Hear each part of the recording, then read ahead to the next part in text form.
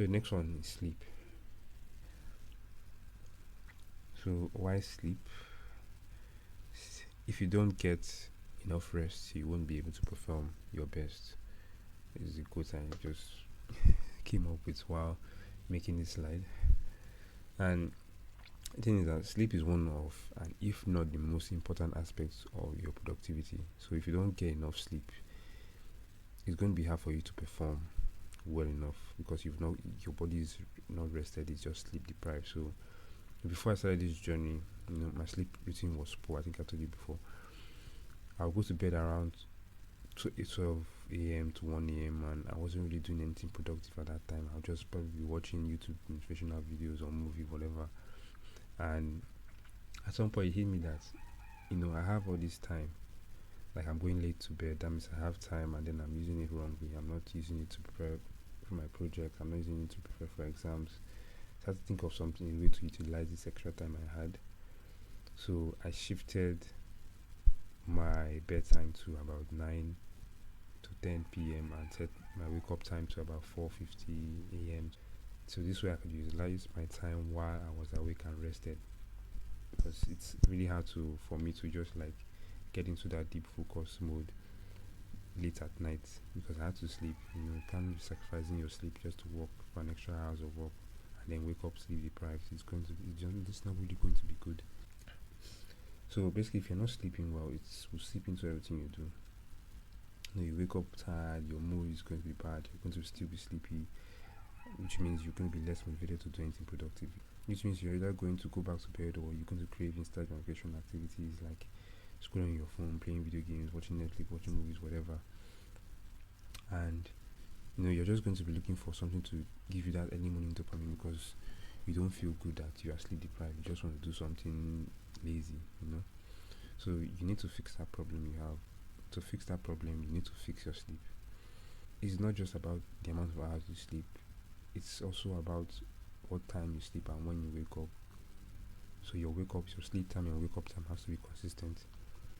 If you sleep by 10 p.m. today and wake up by 5 a.m. tomorrow, is it going to be the same thing the next day and the day after that? So you need to track the time you go to bed and make it consistent throughout this period. Good amount of hours to sleep is around, let's say, 6 hours to 10 hours between those hours. So please don't go crazy with this thing. Don't go sleeping 6 hours today, 8 hours tomorrow, 10 hours the next day. Be consistent with it. The whole point of this is being consistent with your sleep. So you need to track how many hours in an average you sleep in a week.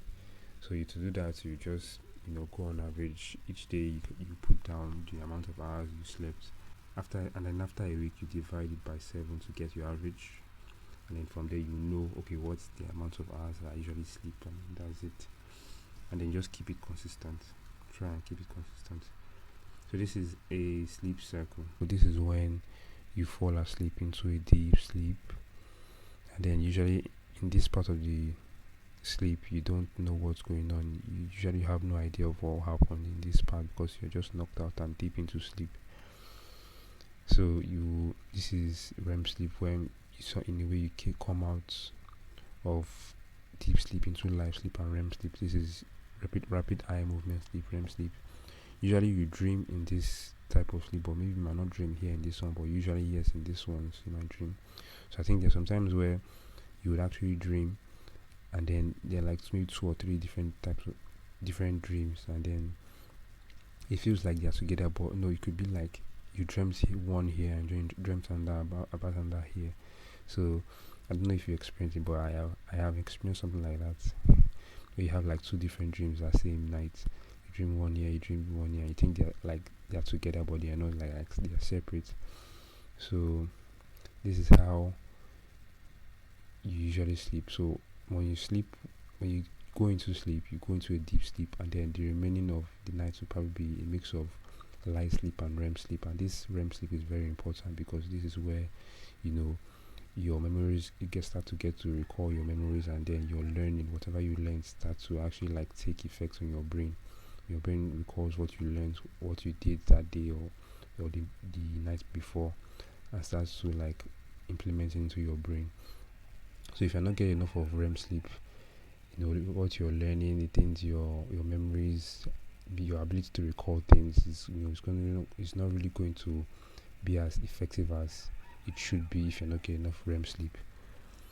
So, what is REM sleep? REM sleep is the stage of sleep where most dreams happen.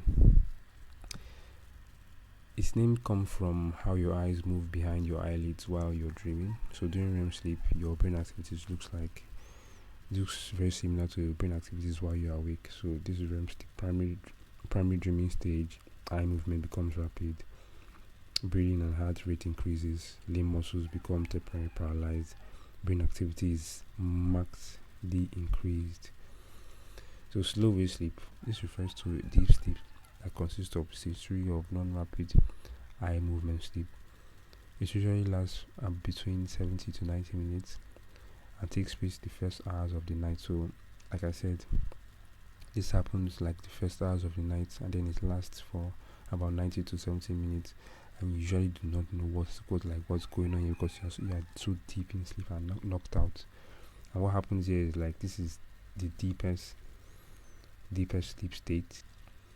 Heartbeats and breathing are at their slowest rate. No eye movements. Body is fully relaxed. Tissues repair and growth and cell regeneration. So this is where like more of the repair and tissue repair goes on, and then immune system strengthens.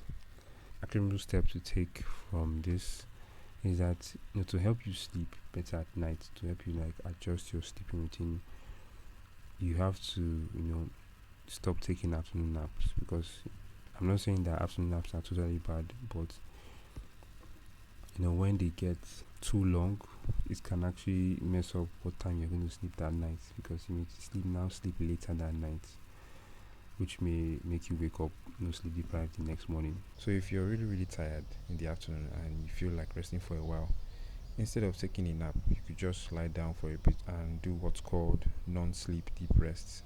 So this is a quick practice that relaxes you.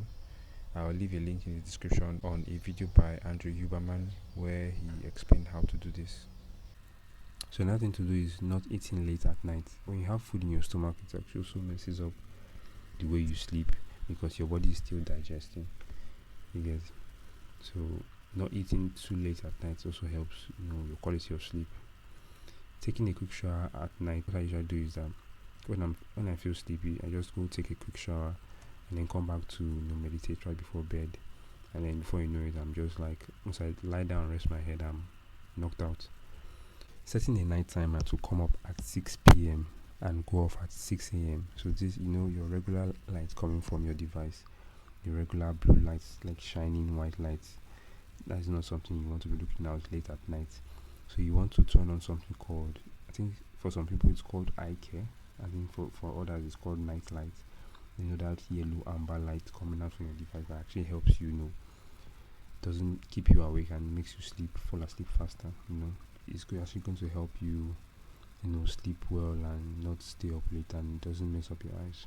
So by doing all these things, I usually be ready to go to bed around 9 to 10 p.m. and then I'll just, when I wake up around 4:30, 5 a.m., I feel really refreshed and energized to do whatever I need to do. So in case you're starting out with this sleep optimization, but you keep forgetting that, okay, I have a bedtime by so and so time, here's something you can do. You can actually like set a focus timer that's for your most used apps, maybe WhatsApp, YouTube, whatever, so that you set a timer for an hour before your bedtime, and then when this timer goes off, it will shut down your apps, disable your apps, the apps you usually use an hour before bedtime, so you remember that, oh yeah, I have to go to bed soon. And you can also set an alarm an hour before bed to remind you also, just in case. So all this actually helps you to be deliberate with your sleep schedule. You have to go to bed on time. If you don't sleep well, you won't be able to perform well. So this will help you be aware of the time in case you get immersed with using your phone.